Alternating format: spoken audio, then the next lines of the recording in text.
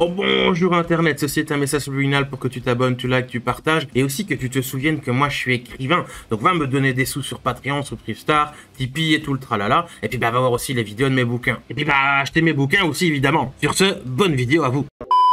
Je sors des Geek Days de Lille, donc là on est le lundi 2 décembre, qui est d'ailleurs l'anniversaire de mon meilleur ami, donc un bon anniversaire à lui s'il regarde la vidéo, mais je pense que pas parce qu'il a d'autres choses à foutre.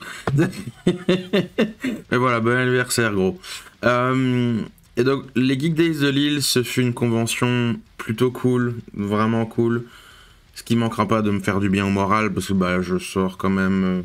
Enfin je suis sur la fin d'une très grosse baisse de morale de ces dernières semaines, et vous avez vu un peu les vidéos que j'ai sorties, et j'en parlerai un petit peu plus tard, mais voilà, c'était pas de la complainte dans les sujets un petit peu pas cool, c'est plutôt profiter de cet état d'esprit pour justement créer quelque chose qui a sujet à ça, et que ça soit plus impactant, plus parlant, plus authentique.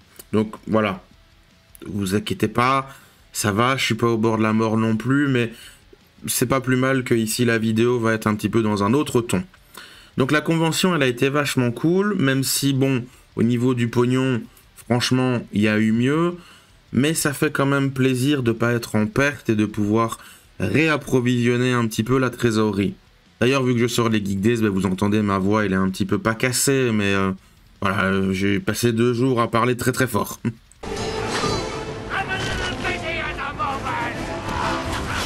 En fait, c'est la première convention depuis le mois de mai, à l'exception de la Made in Asia en octobre, qui n'a pas été un bid, pour un peu vous situer. Donc j'ai eu depuis le mois de mai, genre 5 ou 6 conventions où j'étais en perte. Sèche, ça pique même pas mal beaucoup. Bref, ça c'est le contexte et tout ce qu'il y a autour de cette vidéo et la motivation de parler de ce sujet de cette vidéo, à savoir d'où je viens et vers où je vais, au sens très large en tant que individu, être humain, tout ça, machin truc. Après tout, c'est bien là les grandes questions existentielles éternelles de l'être humain. Qui suis-je? Où vais-je?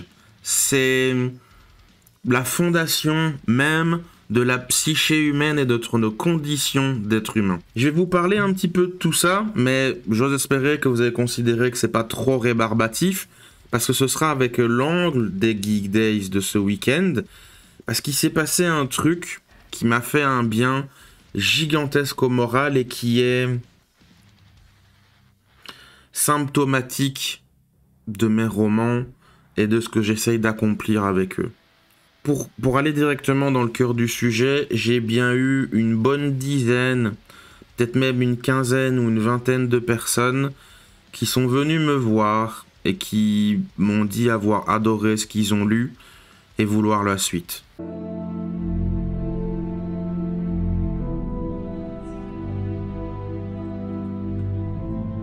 J'ai eu notamment d'ailleurs un des gars du groupe Astero H, donc c'était des musiciens invités à jouer sur scène et ils viennent souvent sur cette convention des Geek Days. Et il est venu me voir et il a dit ouais, j'ai beaucoup aimé, je viens de prendre la suite. J'ai eu aussi en bon exemple un monsieur qui m'a pris mon tout dernier, donc la délégation.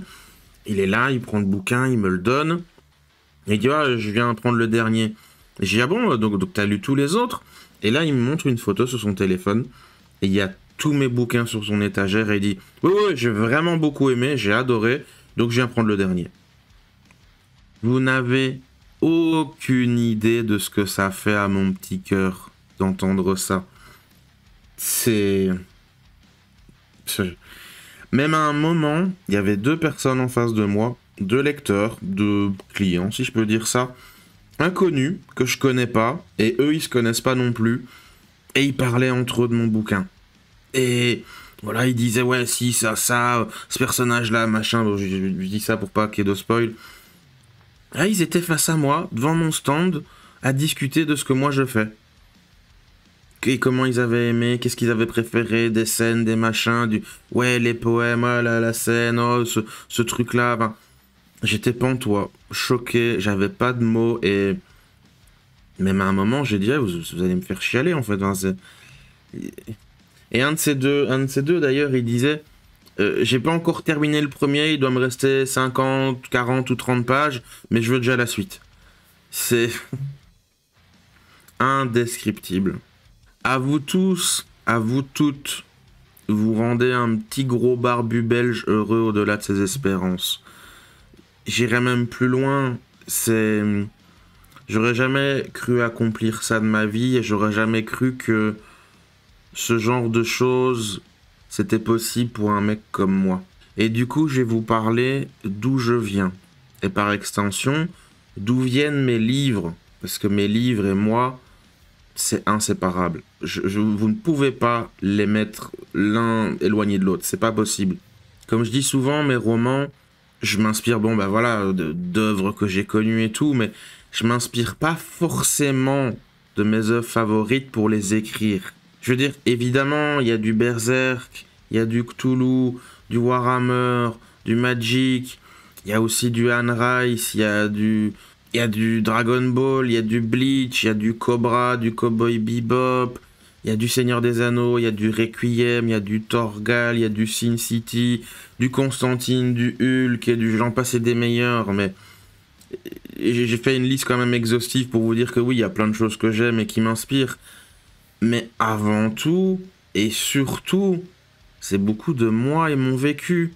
Je vais pas vous faire mon autobiographie dans cette vidéo, mais je veux vous donner, et je vais vous donner, le spectre d'influence de mon vécu et d'où je viens, et bah, ce qui a un peu nourri tout ça. Et du coup, quand moi j'ai commencé à écrire ou penser tout ça, les aspirations et les objectifs que j'avais pour mes romans. Donc moi, je suis né dans la région de Namur, et j'ai passé une grande partie de ma vie dans un petit village en Belgique appelé Bossière, à quelques kilomètres, une petite ville nommée Gembloux. C'est d'ailleurs là où je suis allé à l'école vers la deuxième moitié de ma scolarité. Dans cette région namuroise, j'y ai passé toute ma vie, donc Namur, la ville notamment, je la connais très bien, je la connais par cœur, je peux naviguer la ville sur les yeux fermés presque. Bonjour le chat.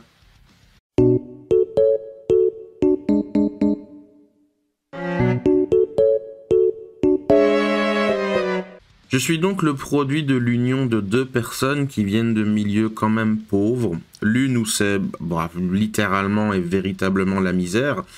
C'est-à-dire que déjà 8 ou 9 ans, les 7 ou 8 gamins, je sais jamais combien il y en a, de mes grands-parents maternels, donc du côté de ma mère, à cet âge-là, donc à 8 ou 9 ans, ils portaient ce qu'on appelait les journaux. C'était des enfants qui travaillaient en fait. Et voilà, les gamins, ils portaient les journaux, ils allaient les livrer dans les boîtes aux lettres de toute la région où ils étaient. C'était des enfants battus, et pour certains mal nourris. Et l'un de ces enfants est d'ailleurs décédé d'une crise d'asthme à genre 4 ou 5 ans.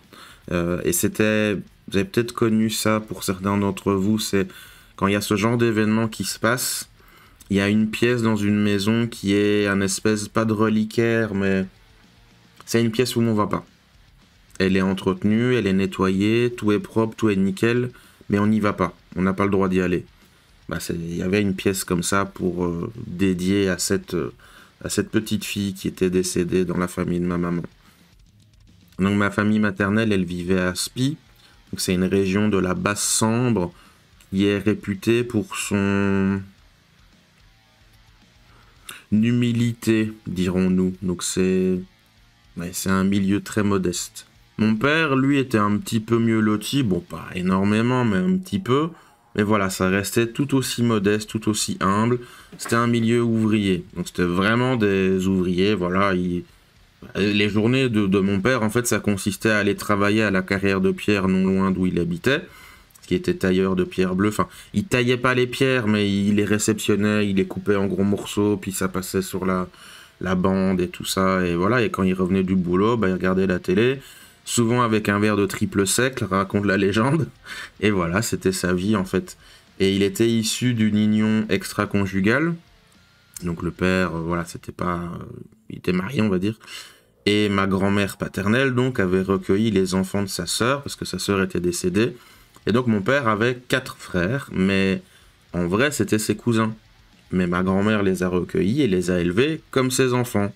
Et tous se considéraient comme des frères, donc c'était une fratrie de 5, mais 4 venaient de la sœur de ma grand-mère. Donc vous voyez que niveau origine, oui, c'est ce qu'on appelle la Belgique profonde, comme on dit. Pourtant, j'ai manqué de rien, mais c'est à cause d'un mauvais coup du sort. Enfin, vous allez comprendre. En effet, mon père avait la polio. Et comme on le dit, c'est un vieux dicton pour les gens qui avaient ça, ces gens-là, ils vivent jamais longtemps. Et il est décédé donc le 29 avril 1991, à l'âge de 29 ans. Donc moi, je suis déjà bien plus vieux que mon père, en fait, quand il est décédé. Et moi, je suis né le 5 mai 88. Donc ça signifie que mon père est décédé 6 jours avant l'anniversaire de mes 3 ans. Ça vous donne le ton. Ce décès, ça a toujours été un secret de famille, et je ne sais pas de quoi il est décédé en vérité. Il y a il y a toutes sortes de théories, certaines crédibles, certaines plus folles, certaines qui sont un peu perchées, mais que, en fait, oui, pourquoi pas. Enfin, il y a eu tous des trucs. De ce que j'ai compris, il y a des informations qui n'ont pas été données à ma mère, parce que ma mère était jeune à cet âge-là, elle avait quoi, 19, 20 ans. Ma mère était plus jeune que mon papa. Et ils ont donné des infos à ma grand-mère, donc à la maman de mon papa. Sauf que il y a eu des informations qui se sont perdues et je sais pas de quoi il est mort, en fait, mon père. Mais le résultat, c'est que ça a donné à ma mère la propriété de la maison. Enfin non, c'était l'usufruitière et moi j'étais le nu propriétaire. Et elle a eu la pension de veuve. Donc en gros, elle avait plus de loyer à payer, elle avait une maison toute neuve et elle avait une pension en plus. Donc au niveau financier, ça a été, mais à quel prix?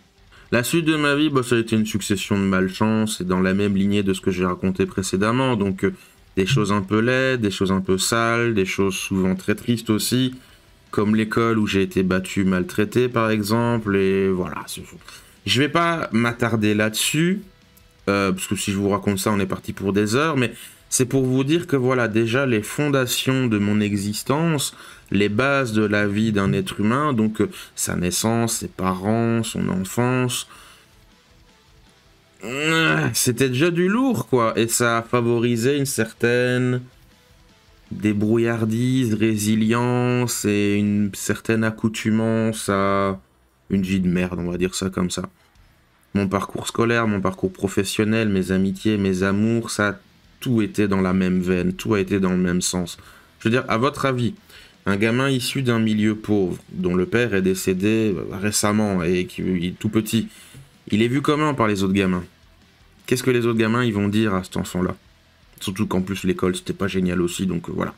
Et un gamin donc qui a connu la solitude, qui a eu comme ami une télé, une console de jeu, et son seul modèle et idole, voire même figure parentale, c'était Sangoku de Dragon Ball.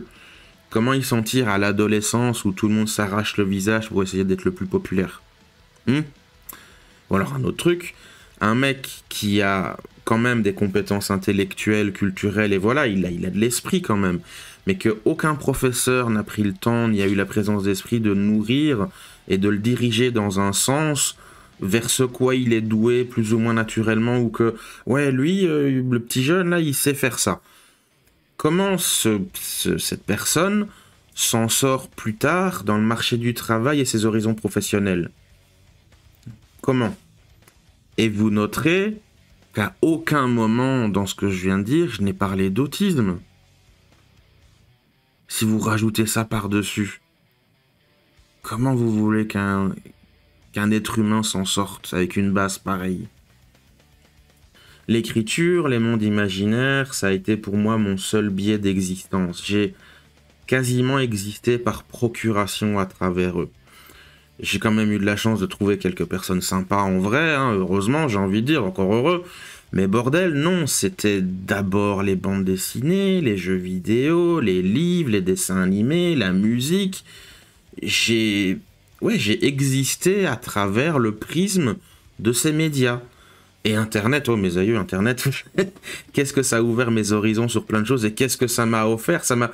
Internet, ça a été un peu pas le sauveur, mais c'est ça qui m'a limite reconnecté avec le monde réel. Parce que je parlais avec des gens Et du coup, je suis là, hey, on pourrait se voir, on pourrait faire des trucs, on pourrait jouer à tel jeu ensemble, et blablabli, et blablablou.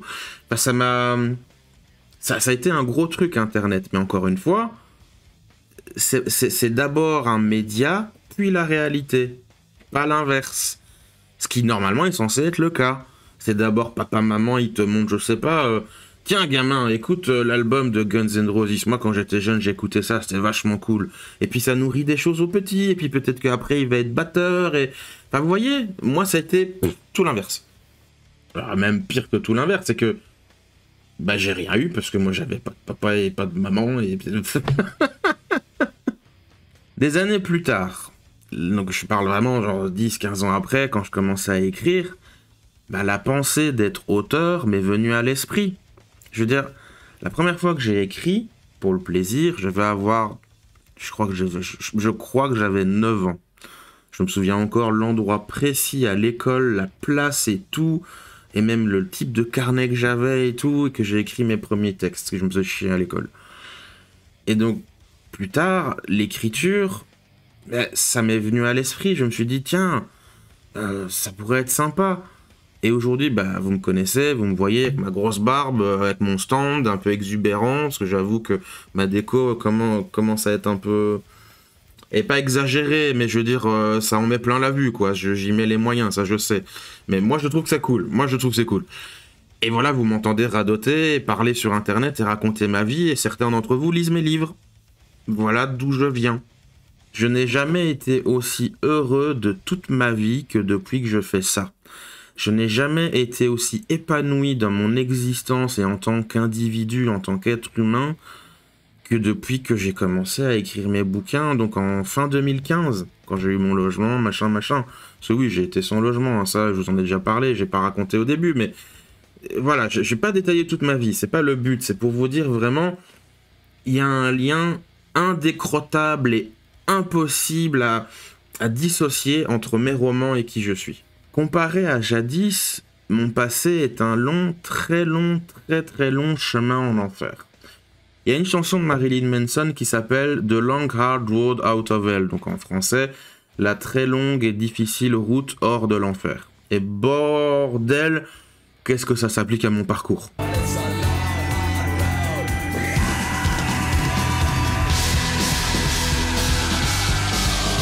C'est une traversée des pires embûches que l'être humain peut imaginer, des pires souffrances imaginables, et toute autre trahison et sabotage que n'importe quel esprit peut concevoir dans sa tête torturée, pour arriver à un résultat à peu près tenable. Et je préciserai avec insistance que je ne dis pas ça pour me dévaluer. Je sais quelle est la valeur de mon travail. Je sais que je fais des trucs bien. Perfectibles, certes. Peut-être des trucs que je maîtrise pas aussi bien qu'il faudrait. Pas de problème. Vraiment, j'accepte les critiques, il y en a, les goûts, les machins, comme toujours, ça. Chacun verra midi à sa porte et je ne dis pas que je suis un génie. Mais bordel de cul. Putain de merde. Je sais que j'en râlais. Je vais être très généreux, essayer de le plus réaliste possible et pas trop exagérer. Sans problème, 50 ou 60% de tout ce qui se fait autour de moi, je le fais mieux. Vous pouvez me dire que j'ai la grosse tête, on peut en discuter. Mais venez pas me dire que je serais incapable de vous pondre un scénario meilleur que n'importe quelle série de Star Wars, ou de film Marvel, ou, je sais pas, Ring of Power d'Amazon. Et combien de lecteurs j'entends me sortir qui me disent texto, notamment en convention, mais tes romans ils sont mieux que n'importe quel autre que je lis en maison d'édition, limite. Je comprends pas pourquoi t'es pas édité dans une maison, même une petite. Je ne suis pas la réincarnation de Jules Verne, je ne suis pas Rimbaud réincarné. Je n'ai pas la prose de Baudelaire. Je ne suis pas Victor Hugo 2.0. Enfin, j'aimerais bien, mais j'en doute très fortement. Et ça, c'est pas à moi de le dire, c'est à vous, lecteurs. Mais par contre, je sais que je suis loin d'être un gros manche. Très loin. Et je sais que je fais mieux que beaucoup d'autres personnes qui sont mes contemporains et que je croise ou que je vois leurs travaux dans divers médias ou sur des étagères de bibliothèques ou de librairies ou des scénaristes de films ou je sais pas tout quoi. Je sais ce que je vaux. Je sais que je plais pas à tout le monde. Mais quand je vois à qui je plais pas, je me demande si ça me dérange vraiment. Quand je dis du coup, je reviens à mon fil rouge, que je suis arrivé à un résultat à peu près tenable, c'est que j'ai trouvé un équilibre financier qui tient. J'ai une petite base de lecteurs qui commence à se faire et je l'ai vu du coup à la Geek Days de Lille, ce pourquoi cette vidéo. Bon, parfois l'équilibre il tremblote un peu, mais globalement ça tient. Et je parle surtout d'un point de vue économique. Et encore une fois, votre soutien est inestimable, indispensable, et jamais je ne pourrai vous remercier suffisamment. Parce que ça vaut tout l'or du monde. C'est de ça dont je parle en fait. Désolé si ma voix tremble un peu. Parce que ça me touche et... Enfin bref. Parce qu'il faut jamais, et quand je dis jamais, je dis bien jamais, oubliez que oui, je suis heureux de vendre mes livres. Je suis heureux que grâce à vous, grâce à votre argent, que vous gagnez en travaillant, et que vous acceptez de me donner à moi, je peux me payer une frite, une bière, aller faire des courses, financer mes prochains bouquins, ou une petite idée que j'ai qui pourrait essayer de faire des trucs, etc. Vous n'avez pas idée du bonheur que c'est. Mais ce qui compte, c'est pas l'argent. Même si l'argent fait pas le bonheur, mais qu'est-ce que c'est la merde quand on n'a pas? Tout ça, vous jamais oublier. C'est pas le pognon que vous me donnez qui compte. Le pognon, je m'en tape. Je veux dire, comme Dennis Rodman il disait, le basket, je fais ça gratos. Écrire mes bouquins, si je pouvais, je ferais ça gratos. Ce qui compte, c'est que quand vous prenez mon bouquin, après justement avoir dépensé de l'argent que vous avez durement gagné, sûrement beaucoup plus durement gagné que moi je fais. Parce que j'ai beaucoup de respect pour les gens qui font des travaux, voilà, de tous les jours, des gens qui se lèvent à... Genre j'ai un copain qui est pâtissier, il écoute sûrement mes vidéos. Le mec il se lève parfois à minuit, 1h du matin, et il bosse jusqu'à midi, et puis après il va chercher ses gamins et machin et tout. Mais Dieu bénisse des gens comme ça. Eux ils méritent leur fric. Et ils sont pas payés assez. Moi je suis juste un pignouf qui a des idées, qui écrit, et les gens disent « Oh c'est sympa s'il a écrit ». Moi j'ai de la chance, quelque part. Ce qui compte c'est pas le pognon. Ce qui compte, c'est que quand vous avez le bouquin dans les mains, que vous lisez, et vous vous dites, c'est cool, j'aime bien, je passe un bon moment, l'histoire elle est sympa, je perds pas mon temps, l'écriture elle est belle, les scènes elles sont stylées, la bagarre elle est épique, les dialogues et les réflexions des personnages ils sont prenants. Moi c'est ça que je veux que vous ressentez. Pour ça que j'écris. C'est ça qui doit compter avant tout le reste. À chaque fois que quelqu'un me donne un billet en convention et qui prend un de mes bouquins, et que je donne donc un livre en échange, hein, c'est ça la transaction, je flippe ma race. Je suis terrifié. Dans ma tête, il y a juste cette phrase qui dit « Putain de sa mère ». J'espère qu'il sera pas déçu. J'espère qu'il regrettera pas son achat. J'espère qu'il se dira « J'ai bien fait de faire confiance à ce mec qui m'a vendu son truc, qui m'a vendu sa merde, et que j'ai pas gaspillé de l'argent pour que dalle, et que j'ai passé 2 heures un peu nul et que c'est pas cool et tout ça. » C'est ça qui compte. C'est ce que ça vous apporte, vous. Désolé, j'ai reniflé un bon coup. Voilà, on va arrêter avec les petites larmichettes. Et du coup, pourquoi je dis ça? Parce que oui, c'est ça qui compte et tout ça, pas de souci. Mais comme j'ai déjà dit, c'est tout ce qui compte. Parce que c'est mon vécu. Vous vous souvenez ce que j'ai raconté au début de la vidéo? Moi, je viens de là. Dragon Ball, Chevalier du Zodiaque, Pokémon, Tortue Ninja. Quand j'étais gamin, moi, c'était mon échappatoire à ma vie triste, douloureuse, vide. C'était uniquement ça qui mettait un peu de couleur et qui me procurait un peu de chaleur dans une existence froide comme la mort. Moi, je veux vous rendre ça. Je veux rendre tout ce que moi, on m'a offert avec ces licences-là, avec ces histoires-là, avec... putain, mais la première transformation de Sangoku en Super Saiyan, ou des combats épiques où il y a Seiya qui arrive à surmonter... Non, pas Seiya. Moi, un de mes combats préférés, on va parler un peu Chevalier du Zodiaque. Je me souviendrai toute ma vie le combat entre le chevalier d'Odin, j'oublie son nom, mais c'est le chevalier d'Odin avec le cheval quand il est dans un lac en magma et il se combat contre, comment encore celui-là? Yoga, chevalier du cygne avec la glace. Ce combat-là, je l'ai vu quand j'étais petit, mais c'était wow. Je veux que vous soyez comme ça. Je veux que vous ressentiez ce que moi j'ai vécu quand ce mangaka il a créé ça. C'est ça moi j'ai reçu et que je veux rendre. Je sais ça sonne un peu la vidéo pourquoi j'écris. Il y a un écho de tout ça hein, clairement. Mais je veux insister sur le côté d'où je viens moi. C'est là moi où j'étais. Et qu'est-ce qui a forgé mes récits plus tard. Je m'inspire pas de Berserk pour faire une copie.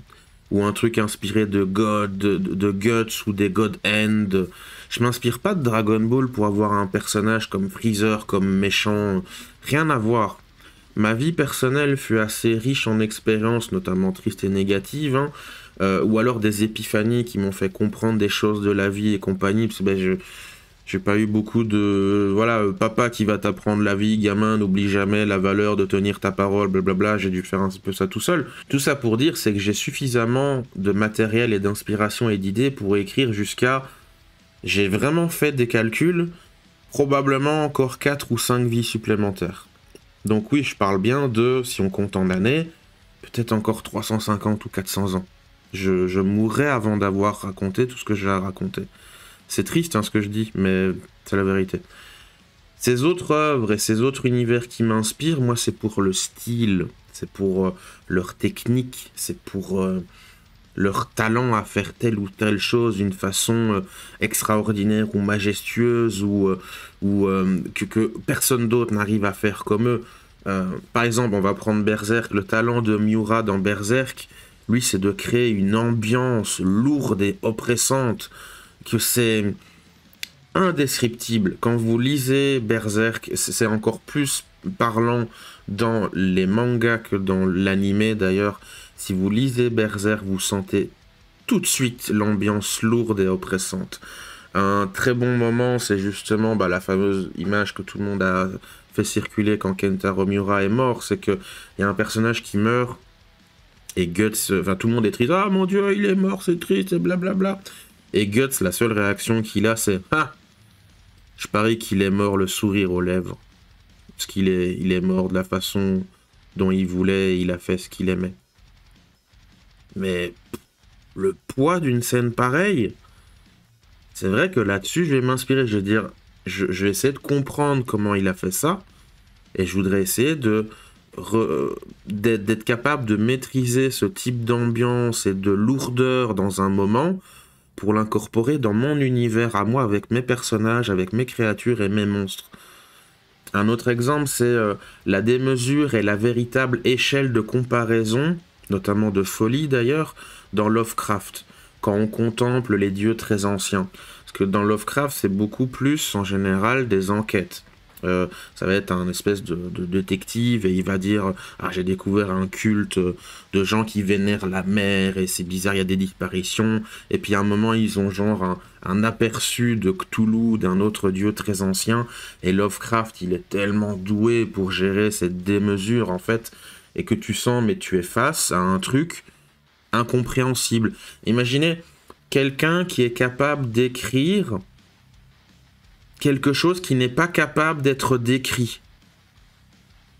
Faut un talent monstrueux. Ou alors la force de volonté de personnages comme Goku et Vegeta de Akira Toriyama.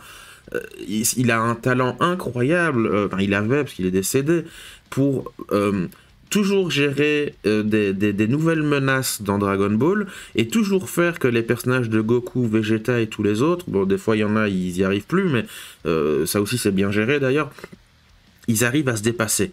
Que ce soit par, oui, des nouvelles transformations, mais aussi le degré de dépassement de soi.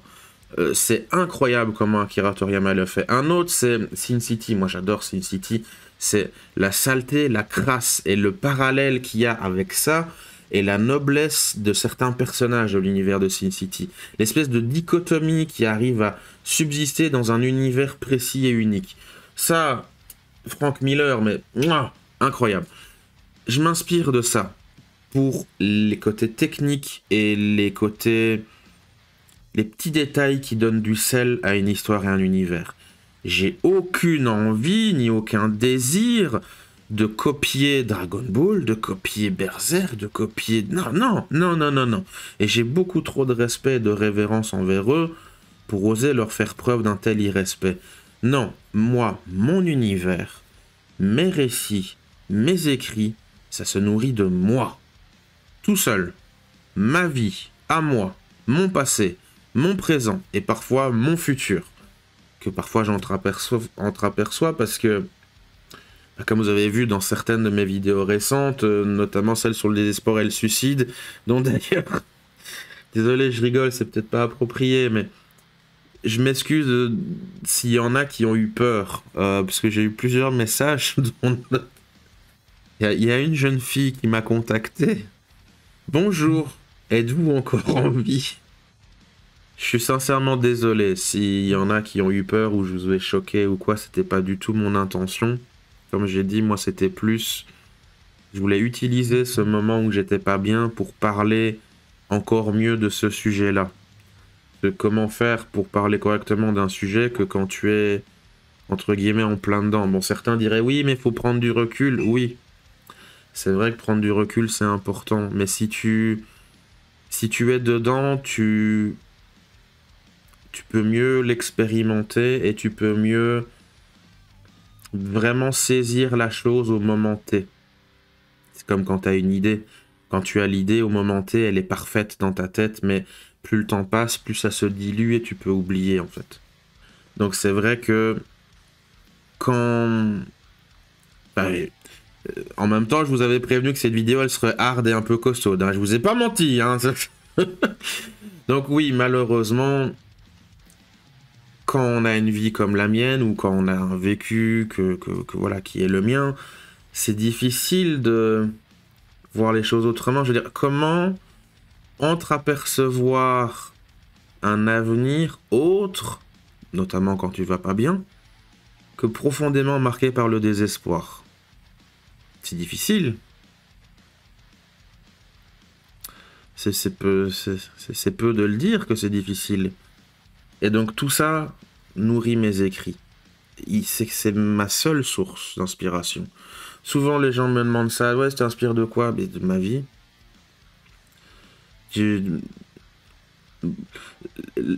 La source se déverse dans un vase, et le vase il déborde, mais... Tu sais, il est constamment en train de déborder, j'ai plus qu'assez, vous inquiétez pas, l'inspiration... Le jour où j'aurai plus d'inspiration, bon, ça n'arrivera pas. Je n'aurai jamais pas d'inspiration. C'est tout ce que je souhaite pour mon avenir, c'est de pouvoir continuer, de pouvoir être toujours aussi inspiré. Bon, ça, normalement, ça n'aurait aucun problème. Mais de pouvoir avoir assez de fonds pour faire les choses comme je pense qu'elles doivent être faites, bah donc avec des bouquins illustrés, machin, bidule, truc. Et de pouvoir continuer à avoir des expériences comme j'ai eu au Geek Days de Lille ce week-end. Des gens qui viennent me voir et qui me disent passer un bon moment avec mon travail qui fut nourri de moi et mon vécu et que j'ai transcendé et transformé toutes ces saletés, toutes ces horreurs, toutes ces choses vraiment pas cool que j'ai vécues en une œuvre créatrice au lieu de me morfondre et de nourrir un malheur profond ou de rien faire et jouer à des jeux vidéo et me gratter les couilles et rien faire de ma life. C'était une option aussi. Hein. Et j'ai envie de dire, avec le vécu que j'ai eu, limite, je l'aurais mérité. Et ces gens-là, ils veulent la suite de mes travaux quand ils viennent me voir. C'est un sentiment et une expérience que je chéris profondément et que je souhaite à tous les gens qui sont créateurs. Ah, je vous souhaite ça, quoi. C'est indescriptible, inestimable. Vraiment, merci. Ce fut plus précieux que vous pourrez jamais l'imaginer. Je pense que c'est l'un des moments les plus précieux et les plus émouvants que j'ai vécu en convention. Et j'espère pouvoir répéter ça à l'avenir, encore et toujours. car j'espère que ceux qui ont acquis la suite de mes ouvrages apprécieront tout autant ce qu'ils ont déjà lu, voire plus que ce qu'ils ont déjà lu. Parce que si je peux me permettre un petit moment d'ego, je n'aspire pas à la médiocrité, ni à faire quelque chose de moyen ou de quelconque. Je suis quelqu'un qui a de l'ambition, qui a des aspirations. Je veux continuellement m'améliorer, continuellement offrir de la qualité, continuellement dépasser ce que j'ai fait précédemment. Je veux pour vous, mes lecteurs, le meilleur. Et je sais que je suis capable de le faire, mais des fois c'est un peu technique au niveau... au niveau technique, en fait, au niveau financier, au niveau logistique, au niveau... Enfin, il y a des petits paramètres, des fois, qui... Faire une œuvre d'art, des fois, ça n'est pas uniquement une question d'art, en fait. C'est ça le problème. Je veux toujours le meilleur pour vous, sous la meilleure forme possible, et jamais me reposer sur mes lauriers ou mes acquis. Parfois, j'ai tendance à le faire. Je sais que c'est un de mes petits défauts, parfois, parce que, honnêtement, des fois, je fatigue, et du coup, je suis là, ouais... Ça va, ça je sais que je sais le faire, donc on va faire et puis je me repose. Mais voilà, vous méritez mieux, donc j'essaye de me battre contre ça. Pas toujours facile, mais heureusement j'y arrive quand même globalement la majeure partie du temps. Votre temps, votre attention, votre intérêt, j'utilise beaucoup ce mot-là quand je parle de mes bouquins, l'intérêt que vous avez pour mon travail est plus précieux que tout ce que j'ai eu de toute ma vie. Littéralement, sans exagération, sans vous frotter la manche ou essayer de jouer sur la corde sensible et dire « Oh, t'as vu comment lui, il est gentil avec ses fans ?» Non, c'est malheureux, mais j'ai pas eu beaucoup de moments comme ça dans ma vie où des gens s'intéressent à moi ou aiment ce que je fais. Donc là, je l'expérimente pour pratiquement la première fois de ma vie. Et c'est incroyable. Incroyable. Donc je vous laisse là-dessus. Avec tout mon amour et toute ma reconnaissance. Merci du plus profond de mon cœur. C'était Christopher Evrard pour vous.